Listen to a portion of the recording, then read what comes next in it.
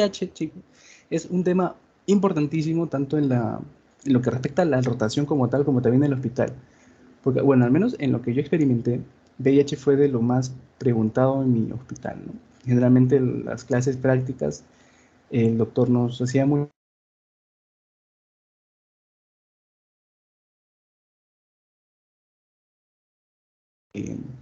que llevaban un control, ¿no? No tanto este VIH de primera detección, no de pacientes regulares, ¿no? Que llevan con sus controles y todo eso. Entonces, VIH es una patología, una infección viral muy importante. Así que eso es lo que vamos a tratar hoy día, muy bien. Entonces, continuamos. Esto va a ser lo que vamos a ver en este índice. Cabe recalcar que el VIH como tal, vamos a dividirlo en dos partes, ¿ok? La primera parte va a ser para hablar, pues como vemos acá en el índice, de las generalidades y puntos importantes del VIH como tal. Y posteriormente, en una segunda parte de la clase, vamos a hablar de infecciones o de condiciones asociadas al VIH un poco más extendido. ¿Por qué? Porque vamos a ver que lo particular de VIH y lo que también se pregunta, yo diría, si de un 100% de preguntas, 30% son sobre los puntos que vamos a ver aquí, y un 70-60% es sobre las condiciones, las patologías asociadas al VIH como tal. Así que es importante ver los dos puntos por separado. Pero primero, para ver las condiciones asociadas al VIH, hay que ver el VIH como tal. Así que eso es lo que vamos a ver hoy día. Muy bien. Continuamos. Muy bien, entonces hablemos de algunas generalidades del VIH. En primer lugar, pues vamos a hablar de la epidemiología. ¿Cuál es la epidemiología del VIH? En primer lugar, a nivel mundial, el VIH va a estar en alrededor de 37 millones de personas, alrededor del 0.5% de la población, ¿ok? Pero lo que nos compete aquí es la prevalencia local, ¿no? La prevalencia en Perú. Vamos a dividir esto así. Bien, en la población adulta, ¿no? 0.3% tiene VIH. ¿Qué me dice esto? Que 3 de cada 1000 personas viven con VIH, ¿sí o no? Ahora, esta población general la podemos estratificar un poco más para ver en qué condiciones se encuentran esos portadores de VIH. En primer lugar tenemos a los HCH, unas abreviaturas que van a encontrar mucho en VIH, o enfermedades de transmisión sexual en general. ¿Qué significa HCH? Hombres que tienen sexo con hombres, ¿ok? HCH, hombres que tienen sexo con hombres. ¿Y cuánto es la prevalencia de estos? 10%. Significa que de 10 hombres que viven con... Uno de cada 10 hombres que tiene sexo con hombres vive con VIH. Después tenemos otro gran grupo de la población, que vienen a ser las mujeres trans, las MT, las mujeres trans. Esta sí, como pueden ver, es 31,8%, una prevalencia considerable. ¿Qué significa esto? Que una de cada 3 mujeres trans vive con VIH. Vive con VIH, es una población muy importante. Y después tenemos últimamente la migración a la población venezolana, alrededor de 0.6 a 0.7%. ¿Ok? Mayor frecuencia acumulada en Lima, Callao y Loreto. Y los mayores afectados generalmente varones de 18 a 29 años. ¿Ok? Muy bien, continuamos. Ahora vamos a hablar, ya hemos hablado de epidemiología, algo directo. Vamos a hablar ahora de las vías de transmisión del VIH. En el VIH vamos a tener 3 grandes vías de transmisión.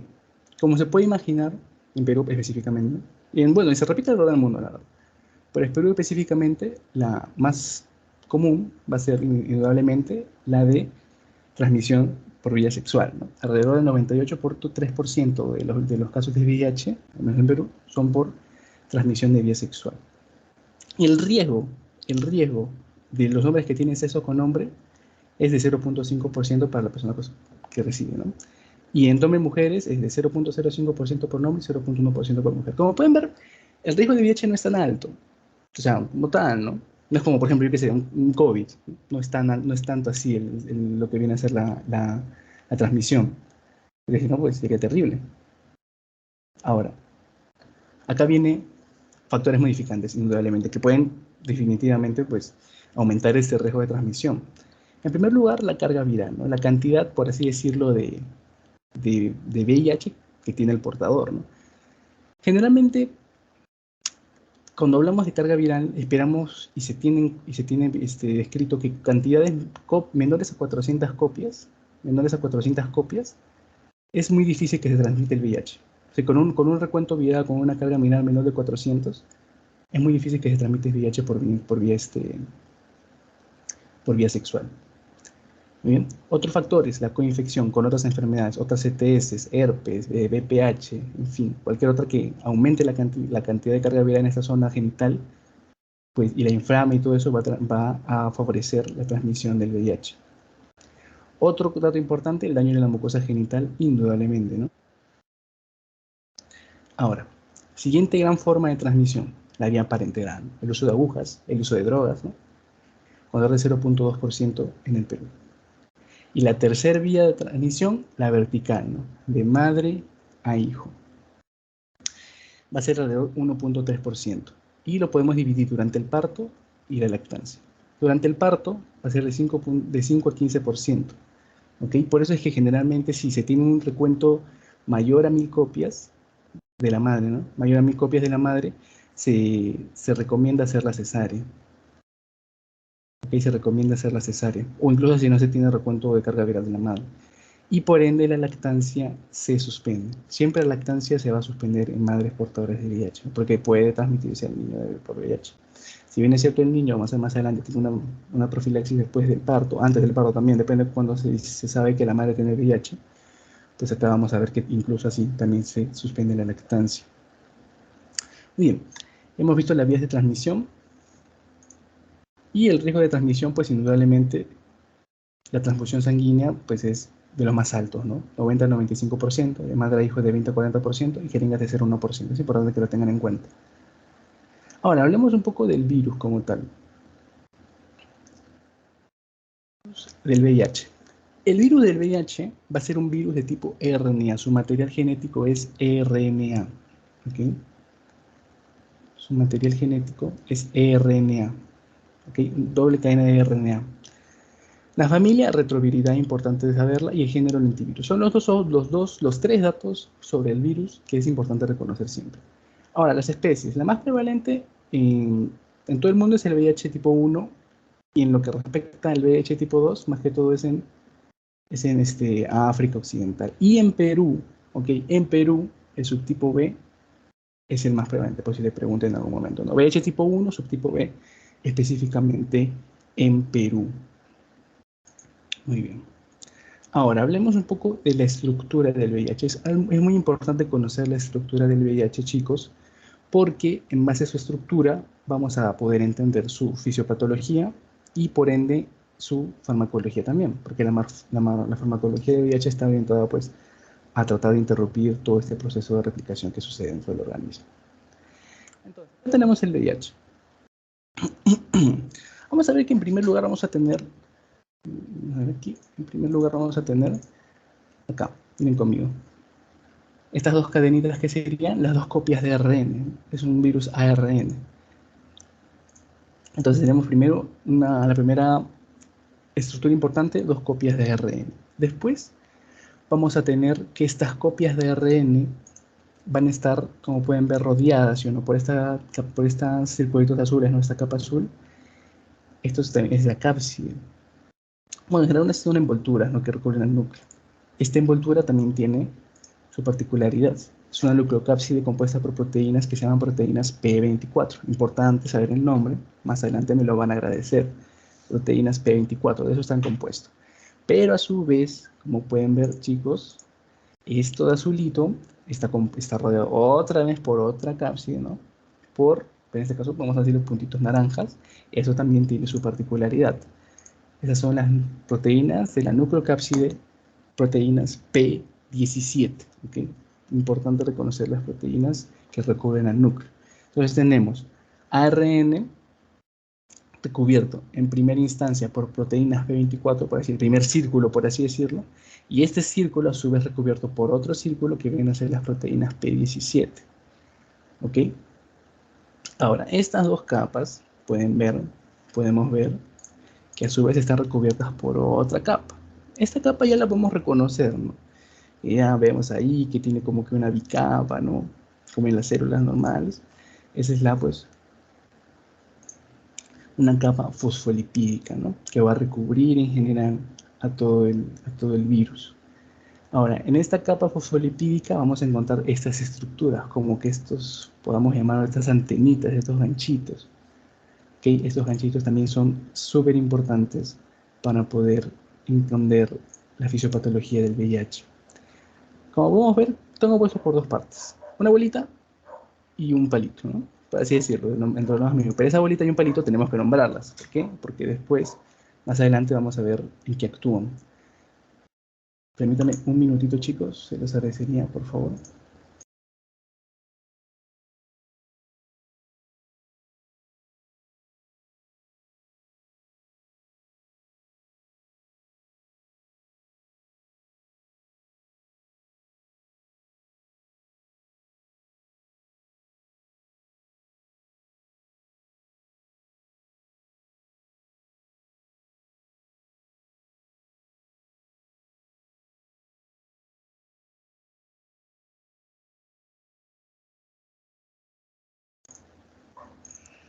Ya, chicos.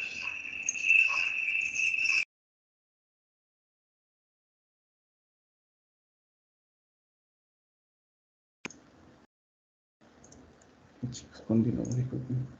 Ya, entonces, como habíamos quedado, estas proteínas tienen esta parte de acá de la membrana, estas de acá, estas estructuras vamos a nombrarlas, porque son importantes saber qué son. En primer lugar, vamos a tener que entender que estas son proteínas de anclaje. Entonces vamos a nombrar a la primera proteína de anclaje, a la bolita. ¿Ok? Vamos a nombrarla. Se va a llamar la glucoproteína de anclaje 120, o GP120, ¿ok? Que nos va a ayudar en conjunto a poder anidarse al linfocito TCD4, o bueno, cualquier célula que tenga receptor CD4. Ahora vamos a ver el palito. El palito va a llamar la glicoproteína transmembrana, bueno, o GP41. Muy bien, entonces muchachos, estos van a ser los actores que van a estar involucrados en la unión, en la fusión del virus dentro de dentro de los linfocitos principalmente, ¿no? Ahora, dentro del virus como tal, vemos acá diferentes estructuras, diferentes bolitas, ¿sí o no? Estas que están unidas al ARN, ¿ok? Estas van a ser las enzimas, ¿ok? Las enzimas características del VIH, que van a ser fundamentales para después. En primer lugar, la famosísima transcriptasa reversa, esta enzima que su principal función va a ser, pues, como su nombre lo dice, transformar este ARN, ¿no?, del virus en ADN. ¿Para qué? Para que después se una al núcleo del linfocito y pueda posteriormente replicarse. Después de eso tenemos a otra importante enzima, la integrasa, que va a hacer que una vez esta transcriptasa haya transformado el ARN en ADN, lo va precisamente, como dice su nombre, a integrar, ¿ok? Pues integrar dentro de del núcleo o del ADN de la célula, ¿no? De la célula, en este caso los linfocitos principalmente. Y por último tenemos a la proteasa. La proteasa va a ser también otra enzima fundamental que va a ayudar a la maduración del virión, o sea, el virus como tal dentro de la célula, ¿no? Una vez que el virus entra al ADN y comienza a replicar su materia genética, sus proteínas, todo, esta proteasa lo que va a hacer es comenzar a cortar proteínas grandes de proteínas más chiquitas para que se comiencen a formar las proteínas P24 de la nucleocápside, después la P17 y así y así. Fundamental también la proteasa. Ok, muchachos, entonces ya hemos visto la estructura del virus de ARN, lo fundamental. Un repaso rápido, un virus ARN que va a estar recubierto en primera instancia por una nucleocápside de proteínas P24. Esta nucleocápside de P24 a su vez por una nucleocápside de proteínas P17, ¿ok? De proteínas P17. Esta a su vez por una capa fosfolipídica. En la capa fosfolipídica, lo más externo del virus, vamos a encontrar unas proteínas de unión, ¿ok? Unas proteínas de unión, que va a estar compuestas por dos partes principalmente. La más externa, por así decirlo, ¿no?, la bolita, va a ser las glicoproteínas transmembranas GP120, y bueno, su continuación va a ser la 41. Y a lo que respecta a la parte enzimática del virus, vamos a encontrar fundamentalmente la transcriptasa reversa, nunca olvidar, la integrasa, definitivamente, y la proteasa. Son las tres enzimas que sí o sí tienen que saber. ¿Ok? Ahora, estas proteínas y todo esto, y las proteínas de las nucleocápsides, de las enzimas, también tienen sus genes. Y creo que es importante también conocerlos. Para eso le he hecho este cuadrito. Simple, no hay que andar mucho. El GenGAC me va a dar la superficie, ¿ok? Me va a dar la superficie del núcleo que va a estar cubierto por la P24 y la P17. GenGAC, ¿ok? Nada más. El GenEm va a estar en la envoltura, ¿ok? EMP de envoltura. La GP120 y la GP41, las proteínas que se encuentran en la envoltura del virus para poder anclarse y hacer el proceso de pues, fusión y demás en el linfocito. Y posteriormente los genes enzimáticos, los genes que me van a dar las tres principales enzimas, va a ser el GenPol, muchachos, no se olviden, GenGAC, GenEMP y GenPol. ¿Ok? Ahora, si continuamos. Vamos a conocer ahora la fisiopatología, el ciclo de replicación del VIH. ¿Por qué considero importante conocer el ciclo de replicación, muchachos? Porque la farmacología antirretroviral del VIH va a estar basada en determinados pasos de este ciclo. Como puedes, vamos a tener dos actores importantes. Vamos a ver que va a haber diferentes etapas, ¿no? Como podemos ver aquí, no lo voy a enumerar. Y vamos a ver que en cada etapa podemos encontrar estos simbolitos. El menos. Acá hay un menos, acá hay un menos, acá hay un menos, acá hay un menos. Acá también, acá también. Ese menos, ¿qué significa? Para más o menos tener la misma línea. Ese menos significa que a esa altura de ese proceso, en esa instancia, puede existir un tratamiento farmacológico, ¿no? Una opción farmacológica para inhibir de cierta forma la continuación de las siguientes etapas. ¿Me dejo entender? Cada vez que vemos un menos en este grafiquito, vamos a saber, en esta instancia hay fármacos que pueden interactuar, que pueden actuar en contra de que esto siga continuando. ¿Ok? Entonces, tenemos 7 grandes etapas. Anclaje y fusión, liberación, la transcripción, la integración, la transcripción, la traducción y la liberación. ¿Ok? Vamos a entrar acá. Bien, vamos a entrar con el anclaje. El anclaje. ¿Ok? El VIH va a ingresar al cuerpo. ¿Ok? Va a ingresar al cuerpo por, bueno, X y formas. Y he buscado un receptor en particular. Ahora, importantísimo. Receptor CD4.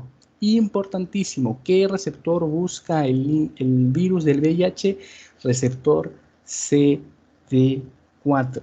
¿Quiénes tienen receptor CD4? Linfocitos T, indudablemente. Macrófagos, monocitos, en fin. Pero principalmente los linfocitos, indudable. Va a buscar estos receptores. ¿Y qué va a pasar?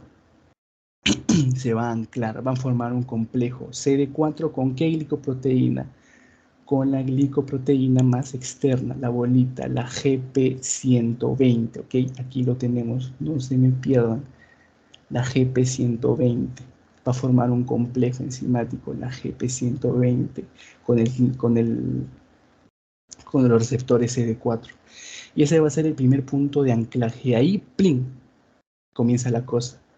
Entonces, una vez que se da este complemento, este anclaje, van a hacer toda una transformación de lo que viene a ser las proteínas de la membrana y va a actuar otro receptor, los receptores CCR5. ¿Ok? Este complejo GP120-CD4 va a comenzar a interactuar también con el receptor CCR5.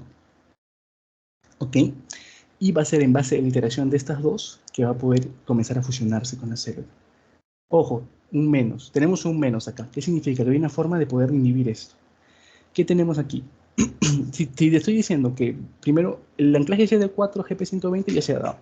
Y después tiene que darse CCR5, con el CCR5. Entonces, ¿cómo puede ser una forma de inhibir todo esto? Mediante un antagonista de CCR5, ¿sí o no? ¿Verdad? Antagonista CCR5. Antagonistas CCR5 que pueden inhibir esta unión y por ende no inhibir los siguientes pasos de la replicación del virus. ¿Qué antagonistas CCR5 se usan? Maraviroc. Ok, chicos, Maraviroc. No es de uso muy frecuente porque generalmente es en las etapas iniciales, no es lo más común, pero existe. Antagonistas CCR5 que me van a inhibir la unión o la continuación de la unión de las diferentes estructuras proteicas que inician con la unión del GP120 con el CD4. Antagonistas de CR5. Muy bien, no utilizamos esta opción farmacológica y el virus continúa su ciclo natural. Después que viene la fusión, ¿sí o no, chicos?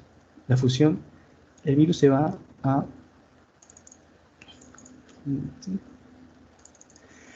Ya, entonces, ya tenemos el anclaje. Y ahora viene lo siguiente, la fusión. La membrana viral, la membrana del virus, tiene que unirse a la membrana de la célula para poder liberar su nucleocápside adentro. ¿Sí o no, chicos? Tiene que liberar su nucleocápside, tiene que unirse. Se tiene que fusionar. Ok, este complejo CCR5, GP120, todo va a transformar y mediante la glicoproteína GP41 va a comenzar el proceso de fusión. Y se van a comenzar a fusionar las dos membranas y para que adentro se pueda desplegar, se pueda liberar la nucleocápside del virus. Ok, tenemos otro punto de menos acá. Podemos inhibir esto. Ok, podemos inhibir esto. ¿Qué queremos inhibir? La fusión. ¿Y cómo podemos inhibir la fusión? Mediante inhibidores de la fusión, como tal. Sí, los nombres son bien intuitivos, inhibidores de la fusión. ¿Qué inhibidores de la fusión podemos encontrar? Efuvirtida, ¿ok? No es tampoco muy común su uso, vamos a ver después en las opciones farmacológicas que no es lo principal que se usa, pero es uno de los fármacos que tenemos que conocer también. Ahora, siguiente punto. Ya se fusionó. El virus ya hizo su contacto, fusionó su fusionó su membrana y ya se liberó una nucleocápside. ¿Ok? Ya se liberó la nucleocápside. Como podemos ver aquí, ya las coberturas del ARN como tal ya se está desvaneciendo. ¿Por qué? Pasada la fase de liberación viene tal vez la parte más principal de esto. Y la fase donde más ataca la farmacología. La transcripción reversa del virus ARN en ADN. Como podemos ver, en toda esta transcripción, en todo este proceso de transcripción, tenemos 3 inhibidores. O sea, imagínense la cantidad de acción farmacológica que hacemos acá. Y de acá es justamente donde sale gran parte de las opciones en el tratamiento antirretroviral para el VIH. ¿Ok? Estas son las 3 opciones. Los INTR, los INTR y los INNTR. ¿Qué significan? Acá se los pongo. Los INTTR, ¿okay?, van a ser los inhibidores nucleótidos de la transcriptasa reversa. Los INTR, los inhibidores nucleótidos de la transcriptasa reversa. Y los INNTR, los inhibidores no nucleótidos de la transcriptasa reversa. Actúan todos en la transcriptasa reversa a diferentes sitios. ¿Okay? No es necesario andar tanto a fondo de específicamente dónde. Pero todos actúan a nivel de la transcriptasa reversa tratando de inhibirlo. ¿Ok? Ahora, ¿cuáles son estos actores que van a hacer cuáles son esos grupos farmacológicos? En primera instancia, los INTR, vamos a tener a tenofovir y el adefovir. ¿Ok? El tenofovir y el adefovir. Les voy a ir subrayando los fármacos que creo que es importante que le echen un ojito más. ¿Ok? El tenofovir y el adefovir. Después, vamos a continuar con los INTR, los inhibidores nucleósidos de la transcriptasa reversa. Acá, ¿cuáles tenemos? A la lamivudina, a la acidobudina, a la antitravina, abacavir, didanosina y astadudina. ¿Ok? Principalmente aquí, echarle un ojito a la lamivudina y a la acidobudina. ¿Ok? Siguiente gran grupo que va a interactuar acá a nivel de la transcriptasa reversa, los INNTR o los inhibidores no nucleósidos de la transcriptasa reversa. Principalmente el efavirenz va a ser también, y la nediparina también va a ser muy importante después. Ahora, chicos, ya, el virus ya se ha replicado. No hubo opción farmacológica, ya fue, no pudimos separarlo, muy bien. Con el virus continúa su ciclo. Y entró al núcleo, ya se replicó, ya no es ARN, ahora es ADN, puede integrarse dentro del ADN de la célula, del ADN humano, para poder hacer su propia replicación, pero para hacerlo necesita la enzima que habíamos hablado antes. ¿Se acuerdan? ¿Cuál era la enzima? La enzima, la integrasa.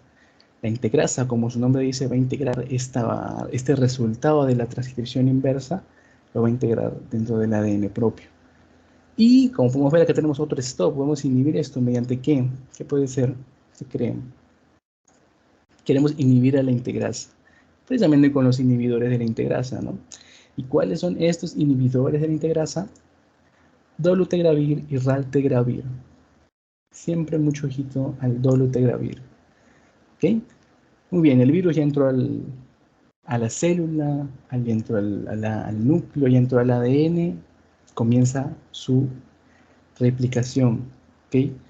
Ya pasamos la fase 4, ya pasamos la integración. Ahora viene la fase 5, la transcripción. ¿Okay? La propia transcripción de los genes del virus para poder formarse a él mismo de nuevo, ¿no? Para replicarse. Y esa transcripción, como vemos aquí, va pues naturalmente a traducirse, ¿no? Como en nuestro caso también, ¿no? Los diferentes genes se van transcribiendo y después se van traduciendo para formar proteínas, ¿no? Y en esta traducción de proteínas actúa también la proteasa. Como les dije, va a cortar fragmentos grandes de proteínas, ¿no? Para poder hacer los fragmentos cortos que van a comenzar a formar la envoltura, como vamos a ver aquí. Van a comenzar a formar la envoltura, van a comenzar a formar las proteínas de la membrana, las GP120, las P24, P17 y todos esos. Esas proteínas generalmente salen largas. La proteasa lo que hace es cortar, cortar, cortar. Ajá, tenemos un menos acá. Podemos inhibirlo. ¿Mediante qué? Mediante los inhibidores de la proteasa. ¿Cuáles son los inhibidores de la proteasa? Principalmente el lopinavir y ritonavir. ¿Ok? Bien, muchachos, este ciclo sí que, si no lo han visto antes, puede ser un poco complicado. He tratado de hacer lo más explicativo posible. Vamos a hacer un repaso rapidísimo. En primer lugar, anclaje y fusión. La proteína, el virus llegó al cuerpo, ¿no? Por las tres grandes formas que hemos visto que puede transmitirse, entró. En primera instancia busca ¿qué? A los receptores receptores CD4, donde están principalmente los linfocitos, ¿no? Linfocitos TCD4 positivos. Ya, se ancló mediante el CD4 con la GP120, ¿no? La bolita, la que estaba más externa. Ya, se ancló. Ahora, mediante este anclaje va a formar una segunda interacción con el receptor CCR5, ¿okay? Para poder comenzar el proceso de fusión después. Entonces, se ancló al CCR5. Inhibidores del CCR5, antagonistas del CCR5, mejor dicho, pueden tratar de frenar la replicación en esta instancia. ¿Cuáles son esos? Pues el Maraviroc, ¿ok? Antagonistas de CCR5, Maraviroc, importante. Muy bien, ya se ancló, muy bien, ya fue el Maraviroc, no funcionó, siguiente, el virus continúa su historia, ahora va a fusionarse aquí. Una vez que ya interactúa el CD4 con el 120 y el CCR5, ahora el GP41 va a comenzar a introducirse, va a comenzar a interaccionar para fusionar la membrana celular con la membrana del virus y para poder liberar su leucocapsid, ¿okay? Va a ser una fusión. Y si queremos inhibir la fusión, tenemos que usar inhibidores de la fusión. ¿Cuáles son estos inhibidores de la fusión? Efurbitida. ¿Ok? Efurbitida. Ya, el virus se fusionó, continúa. Ya liberó su nucleocápside dentro de la célula. Y ahora esta nucleocápside se abre y deja el ARN libre. ¿Qué necesita hacer el ARN para continuar su vida, para seguir persistiendo? Pues transcribirse, hacer una transcripción reversa para poder formar ADN, ya que nuestras células son de ADN, ¿no? Indudablemente. Y en esta transcripción reversa, ¿quién interactúa? La transcriptasa reversa, ¿no? La transcriptasa reversa, la enzima transcriptasa reversa. Entonces, queremos inhibir esa enzima porque esa enzima es la que va a transformar el ARN en ADN. Entonces, ¿qué usamos? Inhibidores de la transcriptasa reversa. Tenemos tres grandes grupos, incluso nos lo ponen en dos directamente. Pongámoslo 3 y 2, da igual. Ambos todos son inhibidores de la transcriptasa reversa. En diferentes estancias, seguramente, en diferentes áreas, pero eso no es lo principal. Inhibidores de la transcriptasa reversa. Los inhibidores nucleótidos de la transcriptasa reversa, tenofovir. Nunca olvidemos del tenofovir. Los nucleósidos de la transcriptasa reversa, la amibudina y sidobudina, y los no nucleósidos, efavirenz y nevirapina. ¿Ok?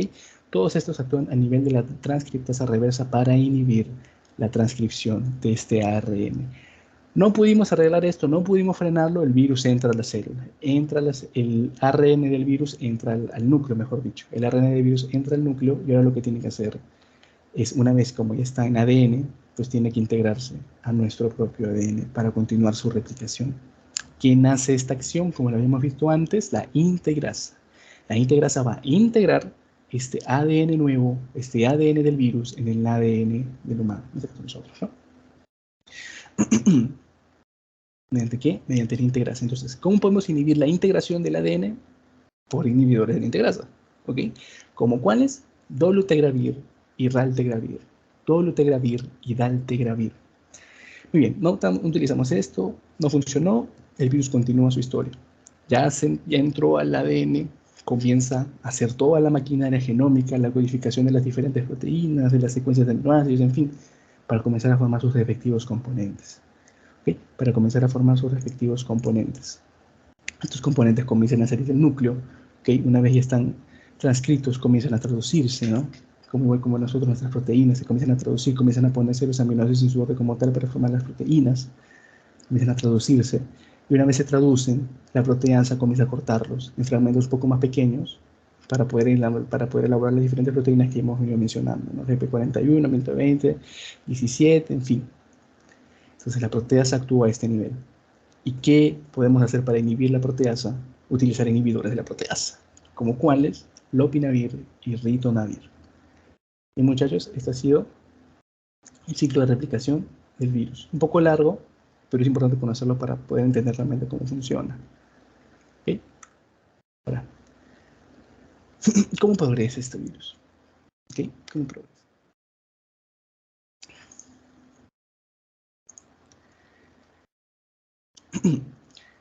Una vez que el virus entra al cuerpo, va a seguir una historia natural. Principalmente en periodo de incubación, por así decirlo, para antes de que el virus comience a, como tal a replicarse, pues unos días. Pero una vez el virus ya comienza a interactuar con los linfocitos y todo eso, va a generar una particularidad. Como podemos ver aquí, hay un pico, ¿ok? Hay un pico acá, un pico muy alto. Hay una sobrecarga viral al inicio, ¿ok? Y a medida que hay una sobrecarga viral, hay un descenso de los CD4. Es muy importante entender esto. De todo este gráfico es muy importante centrarnos en esta de acá que viene a ser la carga viral, ¿no? La cantidad de ADN del virus y los linfocitos CD4. ¿Ok? Es lo principal. Entonces, va a haber la primera instancia de la infección, el virus va, pues como está primeramente interactuando con los linfocitos, va a haber una respuesta inmune indudablemente. ¿Ok? Va a haber una respuesta inmune en las primeras semanas. Generalmente puede ser asintomático, sí, puede ser asintomático incluso toda la progresión, pero puede darse algo en la primera semana, chicos, que se llama el, el síndrome retroviral agudo. ¿Ok? En las primeras semanas, 2, 4 semanas, tal vez 6, puede darse que esta interacción con el virus, con el cuerpo, genere una respuesta inmune, ya que el virus comienza a interactuar con los diferentes linfocitos, comienzan a ver comienzan a dispersarse a los diferentes linfonodos y puede haber tal vez una linfoadenopatía generalizada, incluso malestar, fiebre, en fin. Entonces puede existir esto, síndrome retroviral agudo, por esta primera interacción del virus con el cuerpo y hay una sobrecarga viral. ¿Okay? Entonces aquí en estas primeras instancias hay mucha carga viral y puede ser detectada. ¿Okay? Puede ser detectada, bueno, por los exámenes de carga viral y se puede encontrar el VIH en esa instancia. Pero no es por mucho tiempo, ¿okay? No es por mucho tiempo. Una vez pasado esto, esta carga viral baja, comienza una replicación lenta de los virus, del virus. Comienza una replicación. Como podemos ver aquí, puede durar entre 2 a 10 años. El virus se replica, el virus se replica, se replica, se replica. Los linfocitos, tratando de continuar, pues comienzan a tratar de defenderse, pero a medida que va avanzando, pues la respuesta no es suficiente. Porque hemos visto que el virus pues, interacciona muy fácilmente con el linfocito. Y pues este conteo de linfocitos pues va bajando, va bajando, va bajando, va bajando. Tenemos cortes, ¿ok? Hay números específicos, esto que el otro. Pero antes de fijarlos en lo tecnicismo, entendamos el concepto, ¿ok? La primera interacción del VIH con el cuerpo puede generar una sobrecarga viral, ¿okay? Y un descenso rápido de los CCD4 y puede generar el síndrome retroviral agudo, ¿ok? Linfadenopatías, fiebre, en fin. Y pues se puede detectar con una carga viral muy elevada, ¿no? A medida que pasa el tiempo, las décadas, incluso puede ser toda la vida, este VIH va a permanecer asintomático. El virus va a seguir replicándose, los linfocitos van a seguir muriendo, pero va a llegar un punto en el cual la carencia de linfocitos TCD4, naturalmente de la respuesta adaptativa del cuerpo, van a ser tan bajas que van a proliferar lo que caracteriza muchísimo al VIH, las infecciones oportunistas, chicos. Si hay algo que caracteriza al VIH es que el paciente muere por las infecciones oportunistas, que se dan debido a la descensa, al descenso progresivo de décadas de los linfocitos TCD4. Puede permanecer asintomático, de 2 a 10 años, incluso más. Incluso en trastorno contagioso puede ser para siempre. Pero son pocos casos. Generalmente 10 años es lo estimado para que ya los linfocitos sean tan bajos que ya las infecciones oportunistas comiencen a atacar. ¿Quieren hablar de números? Hablemos de números. Conteo normal de CD4 de 500 a 1500. ¿Ok? Ese es el conteo normal de CD4. Más o menos. Puede ir un poco más, un poco menos. A medida que van bajando estos CD4, vamos a encontrar un primer límite de corte. 500. ¿Ok? 500. Acá comienzan a aparecer incluso las infecciones oportunistas. Tal vez no tan graves. Tal vez no tan definitorias. Los CD4 siguen bajando. Y llegamos a un punto clave, fundamental, chicos. Por favor, nunca olviden este número de CD4. 200. El corte de 200 es fundamental. ¿Por qué? Porque aquí van a aparecer muchas infecciones oportunistas que van a dar a la categoría de menos de 200 del linfocito CD4, chicos, va a ser a lo que llamamos SIDA. ¿Ok? Menos, pues hay otras definiciones como tal, vamos a verlo más adelante, pero de los principales, menos de 200, o de 200 a menos de linfocitos TCD4, estamos hablando de SIDA, ¿ok? No lo olviden, fundamental eso, chicos. SIDA, ¿ok? Estamos hablando de SIDA. Síndrome de inmunodeficiencia adquirida, como su nombre lo dice, hay una inmunodeficiencia. Naturalmente, no están los soldados que pelean contra diferentes patógenos naturales, incluso por ahí, pues hay una inmunodeficiencia adquirida por el virus de VIH. ¿Ok? Y generalmente lo que se estima es que cuando un paciente entra en SIDA, son tantas las infecciones a las que tiene que combatir que no hay promedio de vida alrededor de 2 años. ¿Ok? Porque incluso los linfocitos pueden seguir bajando hasta llegar incluso a 0. Y se produce por diferentes infecciones, por diferentes condiciones, la propia muerte. Que muchachos, esta es como que la historia natural del VIH resumida. Podemos ahondar muchísimo más, ¿no? Pero esto es lo principal que creo que es importante conocer.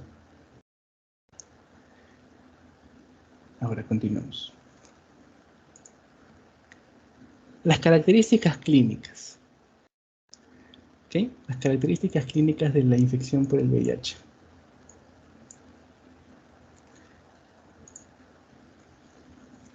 Vamos a tener dos grandes, ¿no? En primer lugar, lo que respecta a la infección aguda por VIH y otro como tal el SIDA, ¿no? En las infecciones agudas por VIH, podemos tener esa infección aguda, ¿sí, no? Que hayamos hablado del inicio. Caracterizado pues, por linfadenopatía, pueden incluirse úlceras, puede haber exantema, puede haber artralgia, ¿okay? Pero no es eterno, incluso no es muy duradera. Como podemos ver aquí, de 1 a 2 semanas. ¿Okay? De 1 a 2 semanas. Después viene cuál periodo, el periodo de latencia, que puede ser, como vamos a ver acá, de meses a décadas, indudablemente. Pueden presentarse pues, esporádicamente diferentes infecciones, ¿no? Puede haber candidiasis, puede haber herpes, ¿okay? Puede haber incluso anemia, ¿no? Pero esto generalmente ya en la mayoría de los casos es asintomático, pero si no, puede presentarse de esta forma. Pero ahora viene el SIDA. Hemos visto, ¿recuerdan cuando vimos que era un corte de 200? De 200 de linfocitos CD4. El SIDA. Acá pues encontramos diferente cantidad de infecciones oportunistas en diferentes sistemas del cuerpo. Algo característico, indudable, la toxoplasmosis a nivel cerebral, las neumonías por neumocitis girovechi, esofagitis por cándida y sarcoma de Kaposi. ¿Ok? Como pueden ver aquí, hay algo que nos dice, ¿no? Hay condiciones definitorias de SIDA. En un paciente con VIH hay diferentes patologías que si las tiene es ya definitorio de SIDA, porque indudablemente el recuento, si hacemos el recuento de CD4, vamos a ver que está por debajo de 200, porque si no, no aparecería. ¿Ok? Incluso puede haber también, como vamos a ver aquí, pérdida de peso, diarrea, fiebre, debilidad. ¿Ok? Como hemos visto, no hay características clínicas específicas del VIH. Generalmente, lo que vemos reflejado son tan solo las características clínicas de las infecciones a las que estos pacientes se ven afectados. Generalmente los estadios asintomáticos es, pues, los estadios tempranos es asintomático, pero puede presentarse el famoso síndrome retroviral agudo. ¿Okay? El síndrome retroviral agudo que todo por fiebre, fatiga, dolor de cabeza, y uno puede ver una linfadenopatía generalizada no dolorosa, como habíamos visto antes. Y con una, si recordamos la historia natural, con una sobrecarga viral.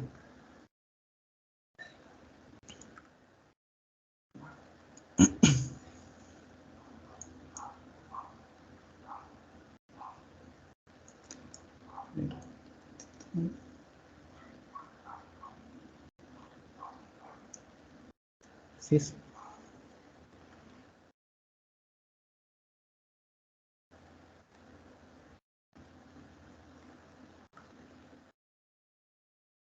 Y el periodo de latencia clínica, ¿no?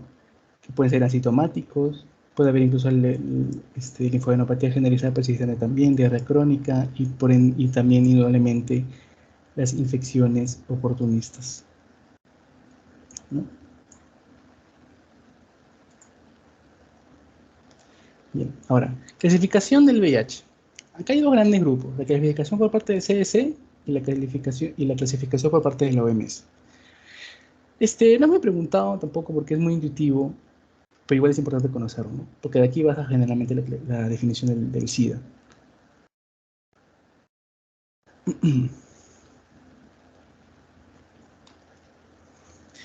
Generalmente la clasificación del CDC va a estar basada en el conteo de CD4, como podemos ver acá. Va a estar basada en el recuento de CD4. Como les he dicho, normales de 500 a 1500, 1100, 500. Y en base a eso vamos a estratificar los estadios del VIH. Puntos de corte, 500, de 200 a 500 y menos a 200. ¿En base a qué? A categorías clínicas, ¿no? Categoría clínica A, B, C. La categoría clínica A pues, puede ser asintomático o con diferentes infecciones, vamos a ver eso en un rato. La categoría clínica B también vamos a ver sus infecciones. Y la categoría clínica C ya es ya SIDA, condiciones definitorias de SIDA. Es por eso que A3, P3 y todos los C ya son SIDA, ¿ok? Ya son SIDA. ¿Por qué? Porque ya el recuento es menor a 200 o ya existen condiciones definitorias de SIDA. ¿Ok? Entonces, la categoría clínica que está basada principalmente si es asintomático, linfadenopatía generalizada persistente o infección por VIH aguda, ¿no? Síndrome retroviral agudo. La categoría clínica B, generalmente las condiciones atribuidas al VIH, ¿no? Como angiomatosis, candidiasis orofaringia, generalmente en la parte superior del tracto digestivo, ¿ok? No baja más al esofágico, incluso pulmonar. La púrpura trombocitopénica idiopática y la neuropatía periférica. La categoría clínica C, generalmente por candidiasis ya más abajo, traqueal, bronquial, pulmonar, candidiasis esofágica, sarcoma de Kaposi, TBC pulmonar o extrapulmonar, linfoma cerebral primario. Eso ya son condiciones definitorias de SIDA. ¿Sí? No olviden. Y la clasificación de la OMS es básicamente lo mismo. Solo que acá podemos encontrar pues, algunas particularidades, ¿no? La infección con VIH primaria es el síndrome retroviral agudo. No hay mucho más que añadir ahí. Etapa clínica 1 por una linfadenopatía generalizada persistente o asintomática. Generalmente los estadios iniciales puede ser cualquiera de esos dos. La etapa clínica 2 ya comienza a ver características particulares, ¿no? La pérdida inexplicable de peso, infecciones fúngicas, virales, bacterianas, recurrentes. ¿Sí? Recurrentes. Generalmente de la cavidad oral. En la etapa clínica 3 ya hay, hay una pérdida de peso mucho mayor. ¿Okay? Una pérdida de peso mucho mayor. Y diarrea crónica, fiebres, infecciones mucho más graves y anemia. Y bueno, en la etapa clínica 4, igual que en el CDC, en el estadio C, vamos a encontrar las condiciones definitorias de SIDA, ¿no? Como hemos visto, esas como Kaposi, neumonía por neumocystis y algunas más que vamos a ver después. ¿Chicos? Ahora, diagnóstico. En lo que respecta al diagnóstico, muchachos, un momentito.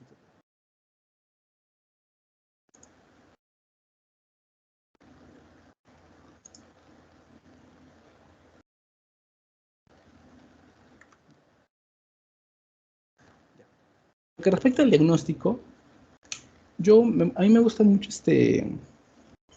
hacerlo mediante esquemas, ¿no? Porque es como seguir un flujo, ¿no? Porque es como que se presentan diferentes casos y uno como que lo va siguiendo. Entonces vamos, se los he hecho así. Mira, empezamos con una sospecha de infección por el VIH. ¿Okay? Sospechamos de una persona que tiene VIH por diferentes pues, factores de riesgo y todo eso. Ahora, a ver, uy, un momentito, chicos, me disculpan un minutito, por favor.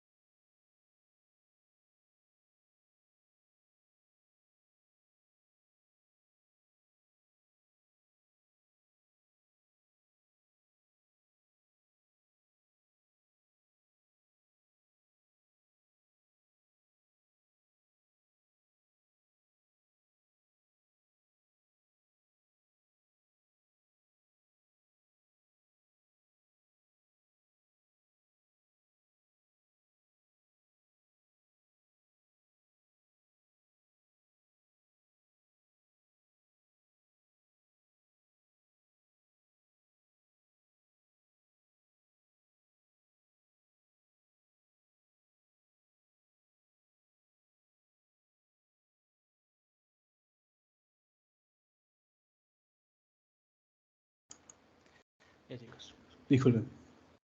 Ahora sí, continuamos. Ya, el diagnóstico, ¿no? Entonces, tenemos sospecha de VIH. Hay algunas pruebas que se pueden hacer dentro de los 10 primeros días, ¿no? Como hemos comentado, puede haber una prueba de RNA ultrasensible, ¿ok? Puede haber una prueba de RNA ultrasensible para ver la carga viral. Esta prueba, pues, me puede dar VIH positivo, ¿no? ¿Y qué pasa cuando un paciente tiene VIH positivo? Se inicia el tratamiento de antirretroviral, se pide carga viral y el recuento de CD4. Y además de eso, se puede pedir una prueba confirmatoria, ya sea un IFI, ¿no? Una inmunofluorescencia directa, un inmunoblot, o comúnmente conocido como puede ser blot, y también el recuento propio de la carga viral. Ahora, entre los 10 a 14 días, se puede pedir una ELISA de cuarta generación para detectar antígeno P24. ¿No? ¿Se acuerdan de las proteínas de la cápsula y todo eso? ¿No? El antígeno P24. Ese es el famoso ELISA de cuarta generación.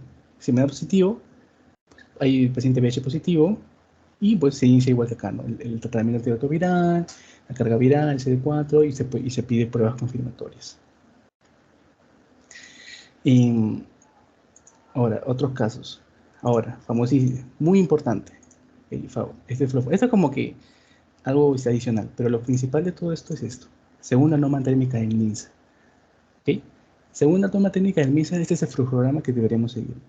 Generalmente no se hace tal cual, es lo que, lo que me comentó también el doctor con el que llegué, pero es importante conocerlo, porque se hace básicamente así. Entonces, tenemos la sospecha clínica de la infección del VIH. ¿Okay? Entonces, según la norma técnica del MINSA, tenemos que hacer la primera prueba rápida. Generalmente son las ELISA de tercera generación. Las pruebas rápidas generalmente son las ELISA de tercera generación. De cuarta generación es un poco más específico, como hemos visto, de antígeno P24. ¿Okay? Generalmente las pruebas de las ELISA de tercera generación van a detectar más que todo una interacción, un antígeno-anticuerpo, pero ya después de las 2 o 3 semanas. Como hemos visto antes, es más reciente, ¿no? De 10, 2 semanas, por ahí. Pero las de tercera generación es un poco más allá, porque son más que todo pruebas rápidas. ¿Ok? Ya, entonces tenemos la primera prueba rápida. Indudablemente tenemos dos escenarios. Puede salirme. Aquí. Puede salirme. puede salir positivo o negativo, ¿no? Indudablemente. Si me sale positivo, vamos a sentarnos por acá. Si me sale positivo, aquí, tengo que hacer, en teoría, una segunda prueba rápida. Eso es lo que dice la norma, una segunda prueba rápida. Y me va a salir otra vez dos posibles resultados, que me salga positivo o me salga negativo. Si me sale positivo, pues indudablemente ya se da como el paciente VIH positivo y se inicia como hemos visto antes, ¿no? Se inicia el tratamiento antirretroviral, la carga viral, el CD4 y se tiene que pedir una prueba confirmatoria. Pero esa prueba confirmatoria suele tomar un tiempo. Por eso es que a veces generalmente ya se comienza el tratamiento y lo demás antes de tener la prueba confirmatoria. Si me sale negativo, si me sale negativo, entonces tenemos una discordancia, ¿no? Porque antes me ha salido positivo y ahora me está saliendo negativo. Entonces tenemos que solicitar naturalmente una prueba confirmatoria. Que si me da positivo, el paciente es VIH positivo y se inicia todo lo demás. Y si es negativo, pues el paciente es VIH negativo. No hay mucha vuelta que darle. Vamos al segundo gran escenario, que básicamente es lo mismo. El paciente sale negativo, tengo que repetir la segunda prueba. Si me sale positivo, pido la prueba confirmatoria y, en teoría, pues me sale. Si es positivo, el paciente es VIH positivo y si es negativo, el paciente es VIH negativo. Ahora, si me sale negativo, y hago la segunda prueba y me sale negativo, el paciente es VIH negativo.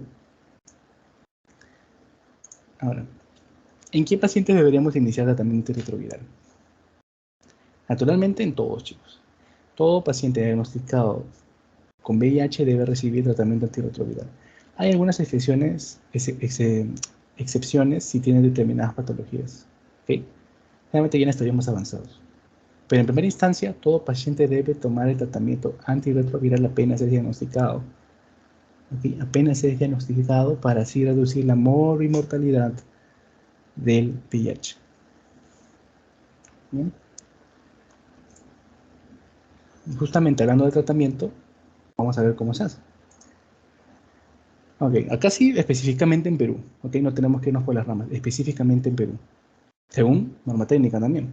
Si quieren, después pasar la norma técnica, si alguien quiere ver un poco más a fondo. En 2020, si no me equivoco. Ya. Fundamental, este de acá. Este cuadrito de acá. Ese sí o sí tienen que sabérselo, chicos. Por favor. Este de acá. Esquema de primera línea en Perú. ¿Cuál es el esquema de primera línea en Perú? El TLD. ¿Qué, chicos? El TLD. TLD. ¿Okay? TLD. Tenofovir, lamivudina y dolutegravir. Tenofovir, lamivudina y dolutegravir. ¿Cómo se presenta esto? Una tableta en DFC. ¿Qué es DFC?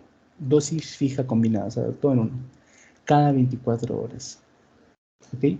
Cada 24 horas. Eso es fundamental, chicos. No se pueden confundir en este de acá. Pregúntense bien, tanto en los exámenes de universidad como en diferentes exámenes después del ENAM y todo eso.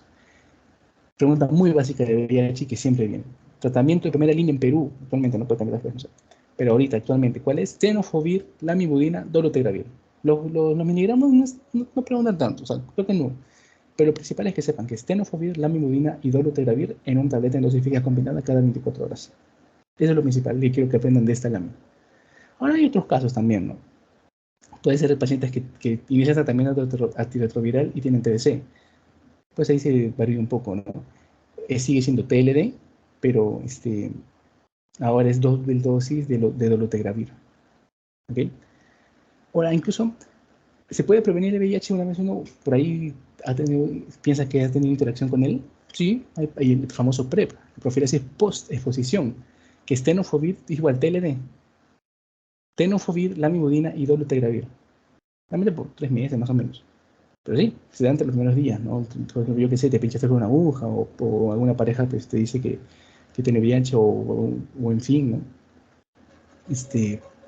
Hay profilaxis post-exposición, pero tiene que ser inmediatamente. Hasta incluso hay profilaxis para otras enfermedades también, que también es importante conocer. Vamos a ver más en entendimiento en otra clase. Pero, por ejemplo, el TBC se hizo una serie diaria por 6 meses. Usionafida más rifampicina semanal. Son otras características, no suelen preguntar mucho esto. ¿Okay? Sí, pero igual lo pongo para que sepan que existen diferentes casos, ¿no? Diferentes situaciones. Pero indudablemente lo principal aquí es el esquema de primera línea. Que muchachos, nunca se olviden del esquema de primera línea.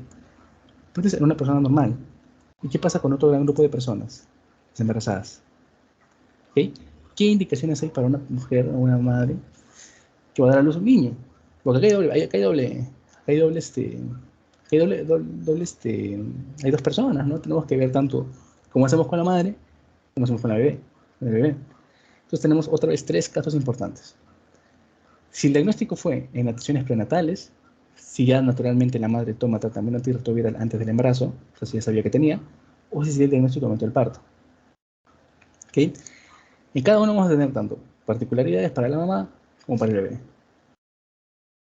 En el diagnóstico, si es diagnosticado antes del parto, la madre comienza con raltegravir, más tenofovir y entrambicina.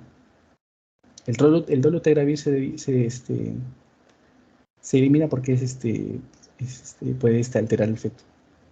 Y al bebé, pues, sidobudina cada 12 horas por 4 semanas una vez nazca. Igual también se usa sidobudina endovenosa durante el parto también. ¿Ok? Ya, y si la mamá ya de por sí tomaba tratamiento antes del embarazo, pues la mamá naturalmente continúa. Y el bebé también otra vez. Sidobudina, en este caso, se repite cada 12 horas por 4 semanas. Más que la dosificación, lo importante es el medicamento, ¿ok? La sidobudina en el bebé. Y si es diagnosticado momento del parto, la madre igual comienza con raltegravir, tenofovir, emtricitabina, y el bebé con sidobudina, naturalmente, con lopinavir, ritonavir por 6 semanas, más nepiravina en el nacimiento. ¿Ok? No se preocupen tanto si no se lo saben a fondo, porque no es tan frecuente las preguntas sobre el tratamiento específico, ¿no? Generalmente lo que preguntan es, ¿qué se le da al bebé? Sidobudina. No ahondan mucho más, pero se los dejo aquí para que puedan ojearlo también. Chicos, continuamos. Como les había dicho, en todos los casos se suspende la lactancia materna, ¿ok? No olvidan. En todos los casos se suspende la lactancia materna. Ya vamos acabando, no se preocupen. He tratado de ser lo más conciso y lo más directo posible sin ir mucho por las ramas. Condiciones definitorias de SIDA. Como les había dicho, chicos, hay diferentes patologías que si se presentan, ya el paciente es catalogado como SIDA, en estadio SIDA, en base a la sospecha de que ya se tiene un recuento de CD4 muy bajo. Y precisamente estas patologías se presentan en estos estadios, por ende son condiciones definitorias de SIDA. ¿Ok? Vamos a encontrar, miren, en esta etapa vamos a hacerlo así de manera directa, pero en una posterior clase vamos a ahondar un poquito más a fondo sobre estas patologías, para conocer que es ese gran grupo de preguntas también que se hacen, que son en base a estas patologías. ¿Ok? No se olviden, vamos a tener otra clase para ver estas patologías como tal, pero de manera directa, sus agentes, sus manifestaciones clínicas y más que todo la profilaxis, que es también lo que se pregunta muchísimo, chicos. La profilaxis y el tratamiento también de estas patologías en los pacientes con VIH. ¿Ok? Pero de manera esquematizada como para dar un primer acercamiento, pues de forma variable al recuento de CD4 tenemos esa como de Kaposi. ¿Ok? Generalmente menores a 500 recuento de CD4. ¿No? Generalmente se presenta así, pero puede ser variable también. La leucocinopatía multifocal progresiva, la LEMP, la famosa LEMP, generalmente se da con menores a 200, pero también puede ser variable, pero es condición definitoria de SIDA. ¿Ok? Es condición definitoria de SIDA. Y el TBC también. Ahora, vamos un poquito tal vez por estratificación. Menos de 250, coccidomicosis diseminada hasta pulmonar. Menor a 200, famosísimo, la neumonía por neumocistis, generalmente neumocistis Girovech. Menor a 150, histoplamosis. Y menor a 100 comienza la toxoplasmosis cerebral, la escandidiasis, los herpes en diferentes formas, ¿no? Úlceras, esofagitis, bronquitis. Y menor a 1050 tenemos el complejo Mycobacterium avium, forma diseminada o pulmonar, y las famosas infecciones por citomegalovirus, ¿no? En forma de que pues, afecta retinitis, colitis. ¿Ok, muchachos? Estas son las condiciones definitorias de SIDA. Hay unas más, ¿ok? Hay unas más. Pero yo trato de poner como que las más comunes. O al menos las que yo considero las más comunes que me preguntaron durante mi rotación. Así que, chicos, muy importante. Bien, chicos, hemos llegado al final de esta primera parte de VIH. Espero haber sido lo más claro posible. Como les he dicho, en una próxima clase vamos a ver un poquito más a fondo estas condiciones definitorias de VIH, las infecciones oportunistas, porque es fundamental también conocer su tratamiento, su presentación clínica, porque gran parte de las preguntas se trata de esto. Porque como les digo, es lo que caracteriza el VIH. La aparición de infecciones oportunistas que lamentablemente son las que dan muerte al paciente en estadios avanzados. ¿Ok? Algo que me olvidaba, chicos. El tratamiento probablemente para toda la vida, ¿ok? Pero van a ver ustedes que van a llegar pacientes y van a llegar a su control y el doctor le van a preguntar al doctor, no al paciente, ¿cómo está mi carga viral? Y el doctor va a decir indetectable. Van a verlo varias veces. Entonces, a un paciente con carga viral indetectable se le debería suspender el tratamiento antirretroviral. ¿Ustedes qué piensan? En primera instancia pensaríamos que sí, ¿no? Ya está indetectable el virus, ya se murió, ya no hay. No, el tratamiento antirretroviral es para toda la vida. No importa si la carga viral es indetectable. Es que la carga sea viral, que la carga viral sea indetectable es un buen indicio de que el tratamiento funciona y que por ende la aparición de infecciones oportunistas es pues muy poco probable. Pero el hecho de que haya carga viral indetectable no significa que no haya virus. ¿Ok? Imagínense, recuerdo el profesor el doctor como nos contaba esta parte. Imagínense un salón, imagínense su cuarto que tiene cajones. ¿Okay? Y ustedes, como inspectores del VIH, comienzan a interactuar, comienzan a buscar VIH en su piso, debajo de su cama y todo eso. Y ven que no hay, por ende dan la notificación de que no hay VIH, de que la carga viral es indetectable. Pero, una vez se suspende el tratamiento antirretroviral, este virus que se había escondido muy bien en sus cajones, comienza a salir de nuevo y comienza a replicarse. Porque ya no hay forma de detenerlo, porque ya suspendieron el tratamiento. Comienza a replicarse, menos CD4, y otra vez aparecen las infecciones oportunistas y consecuentemente la muerte del paciente. Entonces, el tratamiento antirretroviral es para toda la vida. Al menos ahora, al menos con la ciencia actual. ¿Okay? Se están hablando incluso de vacunas contra el VIH y todo eso, pero esos son todavía temas mucho más prematuros, ¿no? No hay nada definido aún. Así que el tratamiento antirretroviral se da siempre. Y se estima y se apunta a tener una carga viral indetectable para que el paciente pueda tener una vida mayormente tranquila. Carga viral indetectable, ¿a qué me refiero? Menor a 40, menor a 20 copias, depende del laboratorio. ¿Okay? Pero se apunta a la carga viral indetectable para dar como exitoso el tratamiento y continuar con esto. Hay pacientes que tienen determinadas resistencias a determinados antirretrovirales. Por ende, es importante conocer la carga viral para ver qué tan bien está funcionando. Y también el leucoto linfocito CD4. ¿Okay? Incluso hay una particular acá también que me acuerdo. El síndrome de reconstrucción inmune. ¿Okay? El síndrome de reconstrucción inmune, que es cuando a un paciente le das tu tratamiento antirretroviral por primera vez, puede incluso agravar condiciones previas. Puede generar fiebre, puede generar dolores, mialgias, artralgias, y puede exacerbar condiciones previas, tal vez alguna infección, porque se están recomponiendo de nuevo los linfocitos, se están tratando de combatir el nuevo virus, y hay una sobreexposición, hay una sobrereacción inmunitaria, y sigue síndrome de reconstrucción inmune, que no requiere tratamiento como tal. Se continúa el tratamiento antirretroviral, nunca se suspende. Pero se pueden acomodar determinadas condiciones terapéuticas dependiendo de la patología que el paciente presenta, ¿no? Pero sí, es importante también el síndrome de reconstrucción inmune. Bien, chicos. Entonces, hemos terminado ya la parte teórica de la clase. Vamos a pasar a un post-test. Entonces, de manera simple vamos a hacer la revisión de las preguntas, ¿no?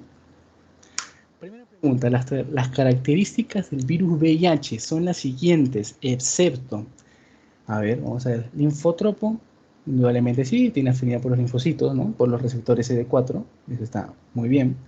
ARN, de cajón, que creo que nadie podría tener dudas. Afinidad por los receptores CD5, no sea, de CD5 no me suena, tal vez CCR5, que es el otro momento de anclaje, podría ser, pero CD5, complicado.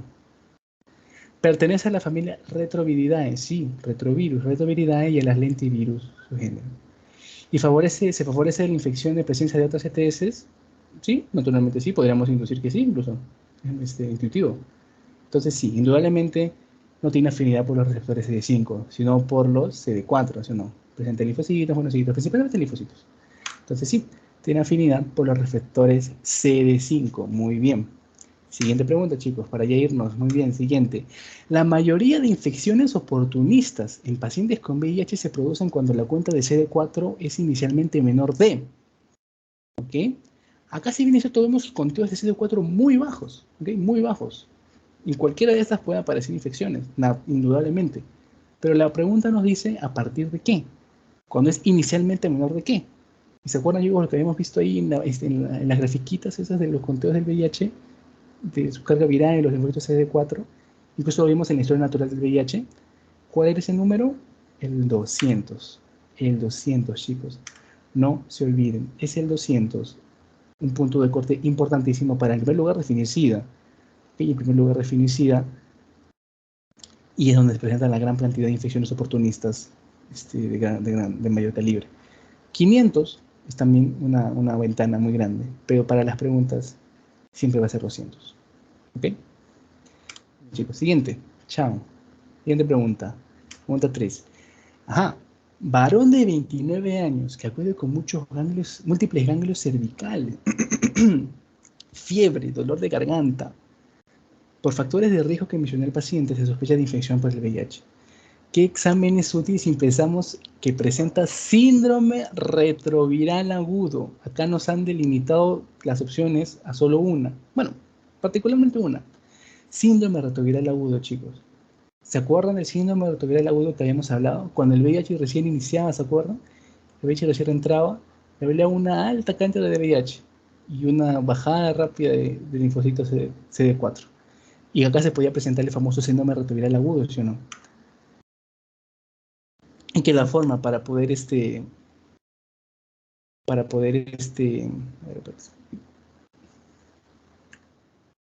la forma para poder déjenme borrarlo.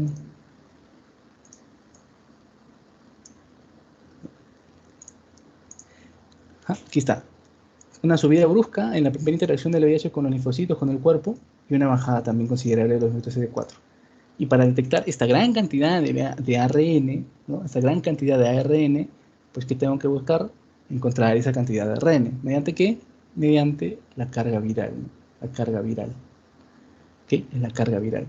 ELISA, Western blot, recuento CD4, también son importantes, exámenes importantes, pero al menos para síndrome retroviral agudo, chicos, esa palabra clave, síndrome retroviral agudo, carga viral. ¿Ok? Muy bien, siguiente, ya, pregunta 4, ya casi nos vamos. Varón de 30 años con VIH sin ninguna comorbilidad. Usted decide iniciar terapia antirretroviral. ¿Qué esquema de elección indicaría en nuestro país? Ya nos han dicho dos palabras claves. Terapia antirretroviral en primera instancia en pacientes sin ninguna comorbilidad, ¿okay? Sin ninguna comorbilidad en nuestro país, en Perú, ¿ok? En Perú. ¿Qué utilizamos? Tenofovir, lamivudina, sidobudina, tenofovir, lamivudina, dolutegravir, sidobudina, lamivudina, heparina. ¿Cuál quieren ustedes, chicos? El TLD, ¿ok? Cerrado, nada de dudas, al menos ahorita, ¿no? Que es la última toma técnica. Así, no hay forma de dudar en este. TLD, tenofovir, lamivudina y dolutegravir. ¿Okay? En una tableta en dosis fija combinada por 24 horas hasta el último día de la vida. ¿Ok? Tenofovir, lamivudina y dolutegravir. TLD. Última pregunta, chicos. La última y nos vamos. Paciente con VIH positivo, no presenta enfermedad oportunista alguna. En su control de carga viral muestra un recuento de 32.000 copias. 32.000 copias y un recuento CD4 de 160. ¿Cuál es la conducta a seguir? Iniciar targa por criterio clínico. No presenta ninguna infección oportunista. Tan clínico no es. No iniciar targa. Siempre se inicia targa. A menos que tenga determinadas infecciones oportunistas, los cuales no tiene. Así que no, ni fregando. Siguiente, iniciar targa por tener criterio inmunológico. Puede ser, ¿no? Porque la inmunología respecto a los CD4 están muy bajos, menos de 200, chicos. Este paciente tiene SIDA indudablemente. Puede ser. Siguiente, iniciar tarea por criterio virológico. Sí, o sea, puede ser, ¿no? Porque la cantidad de copias es muy grande, pero lo que va a definir es el criterio inmunológico de los linfocitos CD4. Porque no hablamos de SIDA por la cantidad por la carga viral, hablamos de SIDA por el recuento de linfocitos CD4. ¿Ok? Y bueno, la E no tiene nada que ver. Es decir, iniciar la tarea por criterio inmunológico. ¿Sí, chicos? Por criterio inmunológico, menos de 200, 160. SIDA, por criterio inmunológico. Bien, chicos, esas han sido las 5 preguntitas. Agradecería a todos pudieran hacer el post-test, ¿no? El que estoy dejando acá en la pantalla. Pueden escanearlo desde su celular